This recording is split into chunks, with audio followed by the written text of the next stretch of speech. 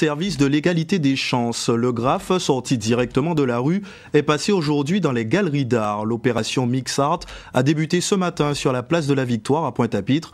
Pendant 8 jours, le temps du festival des musiques caribéennes, notre île vivra au rythme de ce groupe de graffeurs venus de métropole. Aujourd'hui et demain, ces artistes sont en live pour une performance à la réalisation de grandes fresques en présence du grand public. Reportage Patrice Gonfier et Olivier Duflot.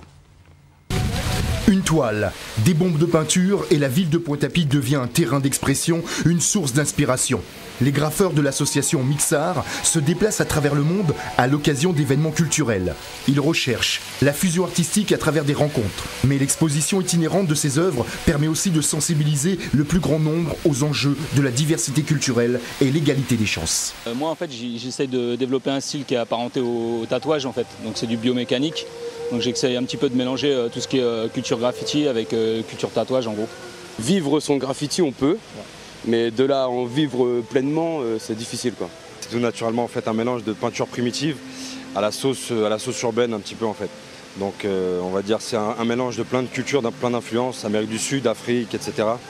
Donc naturellement le message c'est d'aller justement puiser de la couleur, en ramener, s'en imprégner, et pour ça ici c'est impeccable.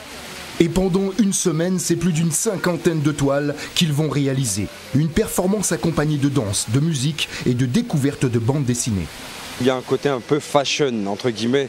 Le graffiti, donc maintenant, est passé de l'autre côté de la barrière. C'est-à-dire que du côté vandale, on est passé au côté ultra glam, chic, fashion, tout. Ouais. Donc je pense que c'était au même temps la dernière branche du hip-hop, parce qu'il ne faut pas oublier que ça vient du hip-hop, qui n'avait pas encore été assimilé par la culture de masse.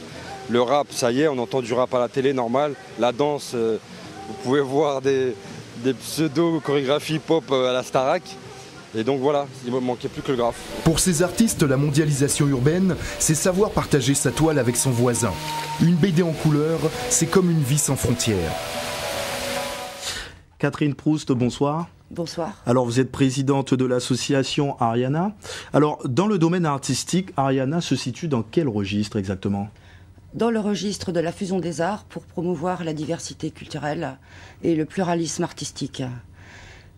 Alors, quelle est votre mission ? Notre mission, à travers Mix Art, qui est cette opération que nous avons inaugurée il y a déjà 1 an en fédérant 50 grands artistes, à la fois de la bande dessinée et du street art, qui tous ont interprété leur propre vision de la diversité, du pluralisme culturel, en réalisant une œuvre et qui a donné lieu d'ailleurs à un très bel album sous le parrainage de Boutros Ghali, ancien secrétaire général des Nations Unies. Notre mission est de transmettre ce message auprès du plus grand nombre en organisant des déplacements, donc des voyages itinérants. Nous avons donc démarré au Grand Palais cette inauguration et la première exposition itinérante. Nous sommes venus avec grand plaisir l'organiser en Guadeloupe. Et alors quand vous parlez justement d'organisation en Guadeloupe, comment cela va se traduire justement sur le terrain ? Alors sur le terrain, nous fusionnons avec des artistes locaux. Donc là nous sommes partis avec 12 artistes de métropole, mais des artistes qui sont issus de Russie, d'Italie, de Belgique. Donc nous sommes déjà dans la diversité à travers notre collectif d'artistes.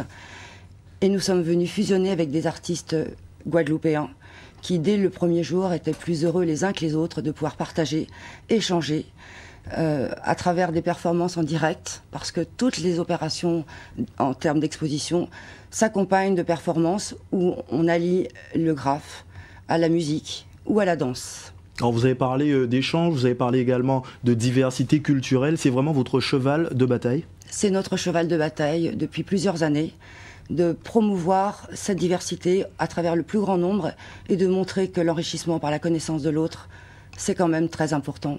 Et c'est un message de paix. Et si tout le monde commence à rentrer dans ce chemin-là, je pense qu'on arrivera à construire un monde qui sera, à mon avis, très intéressant. Alors Catherine Proust,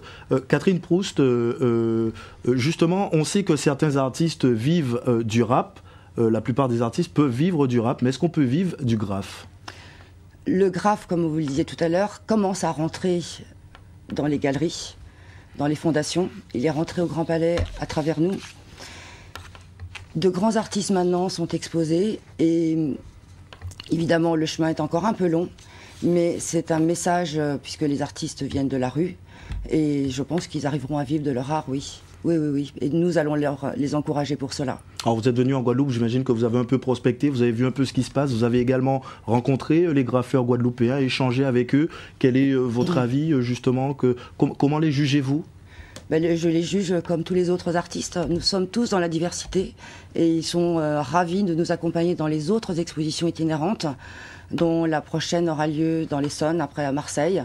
On va revenir en Martinique et je l'espère en Guyane, à La Réunion. Je souhaiterais aussi juste terminer pour remercier en même temps nos partenaires qui, sans eux, nous ne pourrions pas avoir les moyens de pouvoir poursuivre cette mission. Donc à la fois des institutionnels et des privés.